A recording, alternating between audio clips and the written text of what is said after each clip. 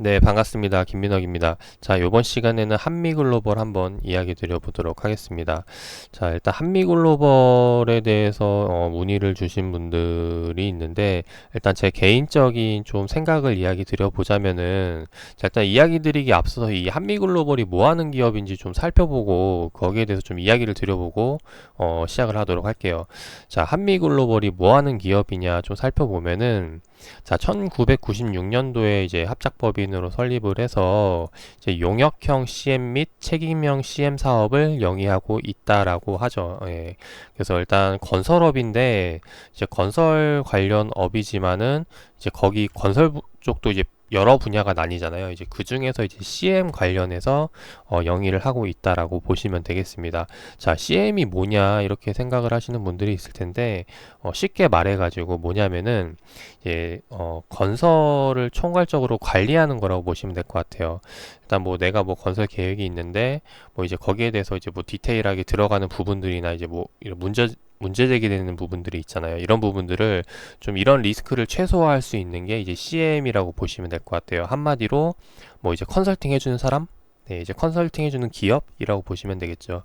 그래서 이제 한미글로벌이라고 보시면 되는데 지금 이 종목을 이제 관심 있게 보시는 분들이 아마 이제 대북 관련주로 해서 보시는 분들이 많을 거라고 보여집니다. 왜냐하면 이제 대북 관련 테마로 이제 한미 글로벌이 엮이기도 했는데, 자, 하나하나 좀 살펴보도록 할게요. 일단 첫 번째로 이제 한미 글로벌하고 대북 간의 이제 관련 연계가 뭐가 있냐, 이거를 먼저 좀 살펴보면은 이 CM이라는 게 자, 좀 이제 제가 그 보고서 하나 좀 띄워놓고 좀 설명을 드려보도록 하겠습니다. 자, 최근 보고서 사업 내용을 보면은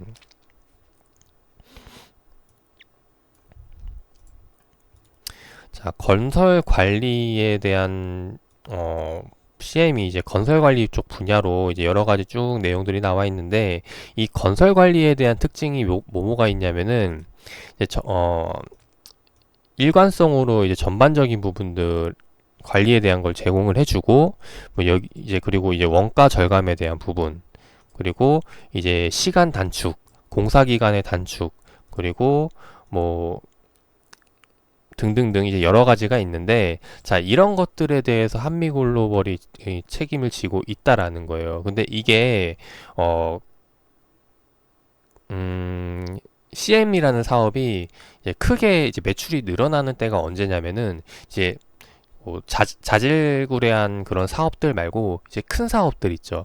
뭐 이제 정부 정책으로 정부가 주관해서 진행이 된다던가 아니면은 이제 규모가 큰 사업들 이제 이런 것들을 하게 되면은 CM을 많이 찾기 때문에 이제 거기에 대해서 수혜가 붙을 수 있다라는 거죠. 그래서 이제 대북 관련 남북 통일이 되게 되면은 아무래도 이제 북한 쪽에 여러 인프라를 구축하기 위해서 이제 전반적인 것들을 싹 다 잡아야 될 텐데 일단 이런 관점으로 봤을 때 한미 글로벌이 유력하다라고 보고 이제 공략하시는 분들이 아마 많을 거라고 생각이 됩니다. 그래서 이런 부분들로 이제 공략을 하는 거고 그리고 또 하나가 뭐냐면은 얘네가 과거에 그 인프라를 지원을 했던 게 있었어요. 이제 과거 좀 한참 오래전인데 2008년도에 이제 평양 쪽에 이제 인프라를 지원한 내용이 있습니다. 그 수주를 좀 살펴보면은 이제 과거 2009년도쯤에 이제 보고서를 좀 보면서 말씀을 드려볼게요.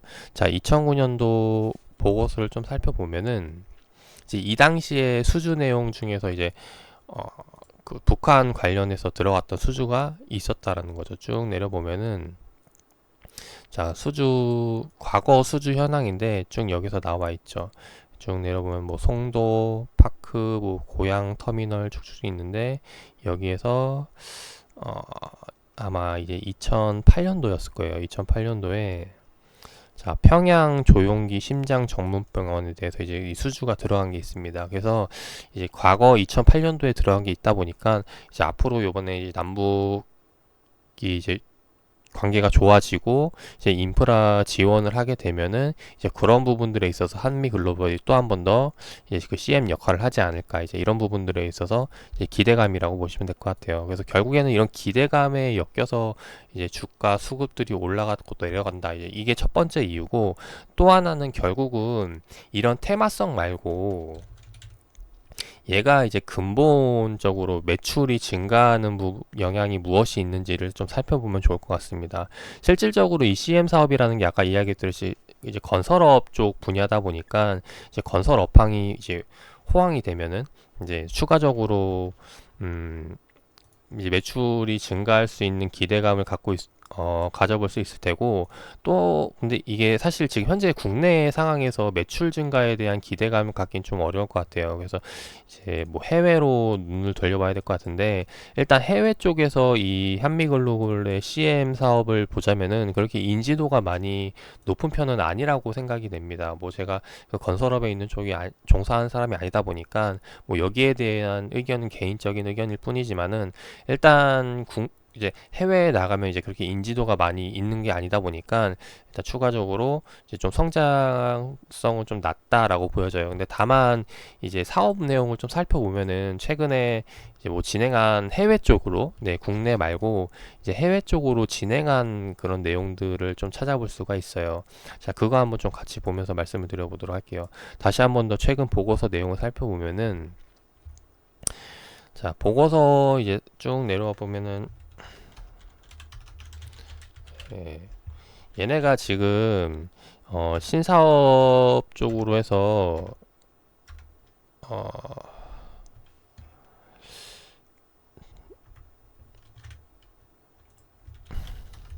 신규, 네, 자, 신규 사업으로 해서 쭉 나와 있는데, 얘네가 쭉 읽어보면은 사우디 쪽과 이제 현지 법인과 어, 뭐 아라 아라카리아 한미, 네, 해서 이거 법인을 설립을 해가지고 중동 사업을 확대하기 위한 발편을 마련을 했다라는 거죠. 이게 지금 시작한 지 얼마 되지 않아요. 2017년도부터 진행을 하게 됐으니까, 일단 여기에 대해서 만약에 추가적으로 잘 수주가 들어와가지고 한다면은 이제 추가적인 매출 기대감을 가져볼 수가 있겠죠. 일단 여기에 대한 지분은 40%를 가지고 있는데, 일단 이런 부분들에 있어서 추가적으로 긍정적인 기대감은 보여줄 수 있다라는 거예요. 근데 다만 이건 역시도 이제 향후 뭐 얼마나 우리가 이제 한미글로벌이 수주를 가져오느냐에 따라 달라지는 부분들이기 때문에, 일단 결과적으로 이 한미 글로벌을 봤을 때는 아직까지는 뭐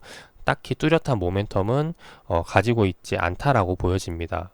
북한 관련 테마를 제외한다면은, 이제 그런 관점에서 봤을 때 지금 주가를 보면은 최근 이제 2015년도 때가 주가가 많이 급등이 나왔었는데, 일단 여기에 대한 배경을 좀 먼저 말씀을 드리면은, 그 당시 이제 한미 글로벌 매출이 가장 높았던 때가 2015년도 때예요. 그래서 2015년도 때 매출이 가장 높았고, 이제 그 다음 다시 한 번 더 2016년도 때 이제 이 CN 관련해서 매출이 저점을 찍습니다. 이제 그다가 이제 조금씩 성장하고 있는 모습을 보이고 있는데, 그래서 지금 말씀드리고 싶은 거는 이제 매출에 이제 결국엔 과거 차트도 보여주듯이 이제 매출에 대한 영향을 들어볼 수가 있다라는 거예요. 근데 2015년도 이후 저점 찍고 지금 계속해서 매출에 대한 회복세를 보이고 있기 때문에 사실상 여기에 대해서 이 지금 현재 9,000원대 이 가격대에서 아래로 더 내려가기보다는 이제 매출이 더 올라가고 있으니까 추가적으로 점진적으로 좀 상승을 하지 않을까 싶습니다. 근데 다만 지금 이미 매출이 올라온다고 하더라도 지금 이 가격대가 기존 과거 매출만을 반영한 가격이 아니라 지금 북한 관련 수의 그런 테마성에 대한 기대감도 기대 수급도 갖고 있기 때문에, 일단 여기에 대해서 좀 이제 과거처럼 좀 변동폭이 적기보다는 좀 이제 변동폭이 커진 모습을 볼 수가 있어요. 그래서 이그 PER 기대감이 높아졌기 때문에 일단 이런 부분들에 의해서도 좀 시장 상황 영향을 좀 살펴보면서 공략을 해보셔야 되지 않을까 싶습니다. 다시 한번 더 이제 본론으로 넘어와서, 자, 지금 현재 주가 흐름을 보면은 최근 이제 올해 흐름만 보도록 할게요. 올해 올 초에 좀 올라오는 듯 싶다가 지금 주가가 떨어지고 있거든요. 근데 지금 떨어지고 있는 게 최근에 뭐 시장 전 종목 하락 나올 때와 마찬가지로 지금 한미글로벌 역시 나왔다라는 거죠. 그래서 여기에 대한 부분은 이 종목에 대한 개별 악재라기보다는 최근 시장이 좀 빠지면서 이제 투심이 많이 내려왔던 부분들, 이제 그런 부분들의 영향으로 이제 한미글로벌도 같이 빠졌다라고 보여지고, 최근 지금 돌리는 움직임들이 보여지고 있는데, 근데 지금 이 돌리는 움직임들은 뭐 대북 관련주들도 마찬가지로 지금 비슷한 흐름들을 보여주고 있어요. 같은 업종은 아니지만은 뭐 이제 유신이라던가 아니면 철도 같은 이제 대하티아이라던가 지금 보시면은 대북 관련주들이 이제 조금 올라오고 있다라는 거죠. 그 말은 즉 지금 대북 이슈가 돌면서 한미글로벌 역시 지금 이런 기대 수급으로 돌리고 있지 않나 싶습니다. 그래서 뭐 이런 부분들 말씀드려보면은 이제 일단 기술적으로 이런 테마가 얼만큼 유지되느냐, 이제 북한과의 관계 개선이 얼마나 이제 이슈가 되느냐에 따라서 여기서 추가적으로 더 상승이 나오냐 마냐를 결정할 수 있겠죠. 그래서 이런 이슈를 보고 좀 공략을 해보셔야 될 것 같고, 일단 아직까지는 북한과의 관계는 좀 많이 이제 작년부터 많이 좀 관계 개선이 되고 있다곤 하지만은 이게 하루아침에 바뀔 건 아니라는 거죠. 이제 그런 관점에서 봤을 때 뭐 단발적으로 주가가 올라온다고 해서 너무 이런 꿈을 안고 꿈을 안고 네, 이제 너무 부푼 기대감을 갖고 공략을 하시기보다는